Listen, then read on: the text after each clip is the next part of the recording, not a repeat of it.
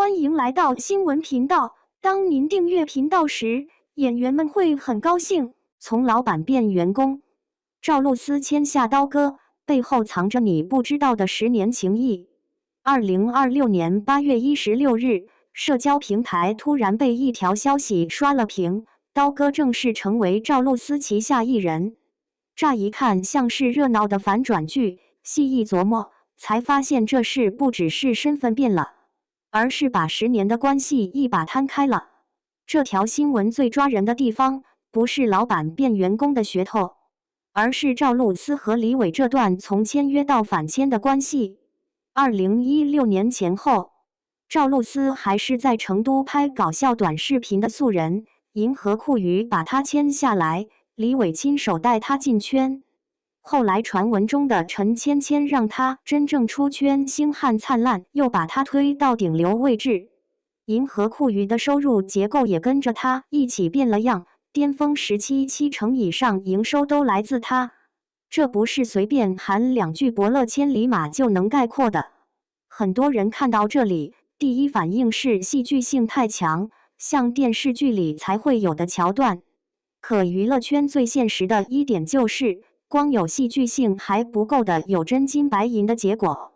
赵露思从素人到顶流，李伟从创始人到经纪人，再到如今成了他旗下艺人。这条线一旦拉直，味道就出来了，挺像苏州人常说的那句，事情绕来绕去，最后还是落回了人情和本事上。李伟拿着10年前的签约合同出来说，正好10年了，小姑娘都变成大姑娘了。这句话听着轻，可分量不轻。10年在娱乐圈是什么概念？足够换几轮流量，足够让很多合作关系翻脸，足够把当初的热血磨成冷冰冰的账本。可他在镜头前的表情，不像作秀，倒像是看着自家小囡终于长大了，心里有点酸，也有点替他高兴。赵露思的回应也很灵，她笑着说刀割长得就很老板。这个说法有点苏州小姑娘的俏皮劲，嘴上是打趣，实际上把距离一下子拉近了。真正熟的人才会这么说话，不摆架子，也不装深情，轻轻一句，气氛就对了。这段关系之所以容易让人共情，还因为去年那场解约风波。那时候网赚违约金高达4亿，外界很多声音都在看他会不会直接退圈，或者被合同拖得动弹不得。偏偏就在这节骨眼上，李伟重新回来，成了他的专属经纪人。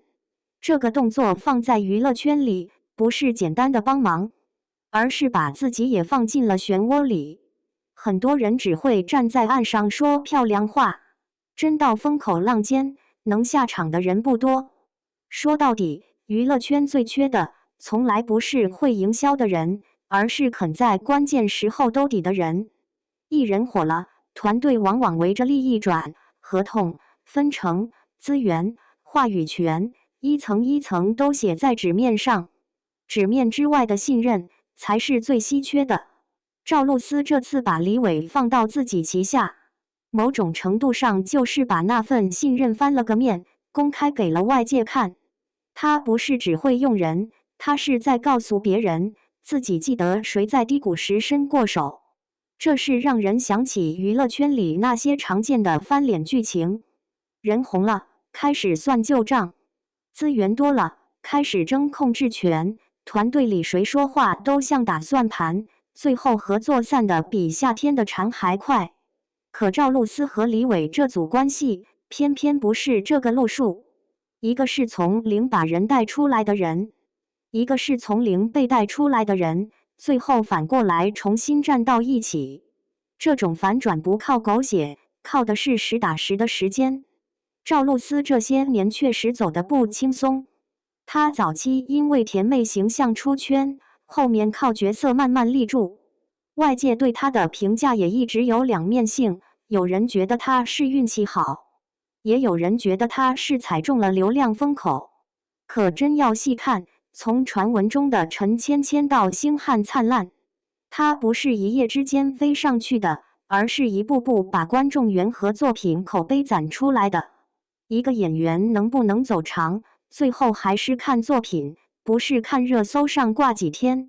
李伟能陪着他走到今天，说明他至少懂一件事：艺人不是流水线上的产品。一个素人要变成能扛剧的人，靠的不是简单包装，而是眼光、耐心和判断。2016年签下他的时候，谁也不知道后面会不会红，很多公司签新人像撒网，捞到一个算一个。可赵露思这条线走出来后，最能说明问题的是他真成了公司核心资产。说白了，这不是谁捧谁，而是双方都在对方身上压对了筹码。这次身份反转还有个让人津津乐道的地方，就是他把娱乐圈的规则感掰开了。通常来说，老板和艺人之间容易是上下级，利益先行，情绪靠后。现在变成赵露思是老板，李伟成了旗下艺人，外界会觉得太新鲜，像把原来摆得整整齐齐的牌重新洗了一遍。可细想一下，这不也是一种现实吗？谁有能力，谁能扛事，谁能把局面撑住，谁就能站到更前面。娱乐圈从来不讲脸熟，讲的是结果。还有一个细节值得提，李伟在采访里说希望大家别骂他了，这个话挺接地气，也有点自嘲味道。因为在公众眼里，艺人和经纪人之间一旦出点事，骂声往往先冲向经纪人，尤其是牵扯到合同、资源、解约这些敏感词时，谁都容易被放大镜照。可他这次的表现，至少从公开画面看，是愿意把姿态放低的，不端着，不抢戏，让赵露思站在前面，自己往后退一步。很多网友说，这才是内娱最该有的样子，你陪我长大，我陪你发光。听着像一句漂亮话，但放在这对关系上，还真不是空话。10年前赵露思刚入圈，像一块还没磨亮的玉，10年后她有了成绩，也有了判断力，能把曾经带过自己的人重新拉到自己身边，这种回头不是恋旧，是认账。苏州人讲究一个知恩图报，不管人情还是合作，欠下的、记住的都不该装作没发生过。当然，也有人不买账，觉得这就是一场炒作，这样的怀疑很正常。毕竟娱乐圈最不缺的就是话题包装。可炒作能炒出一张10年前的签约合同吗？能炒出去年那场解约风波里的压力吗？能炒出李伟重新回到一线的位置吗？如果没有过去那些真东西，单靠一条消息，热闹一阵也就散了，不可能让这么多人反复讨论。这件事真正让人有感触的地方，是他把内娱里难得的东西摆在了台面上。关系不是一次性消耗品，成就也不是谁单方面的功劳。一个人能从素人走到顶流，背后一定有团队；一个团队能从创始人到艺人重新绑定，也一定有长期积累下来的信任。说到底，娱乐圈不是只有翻车和撕扯，也会有这种带点温度的回环。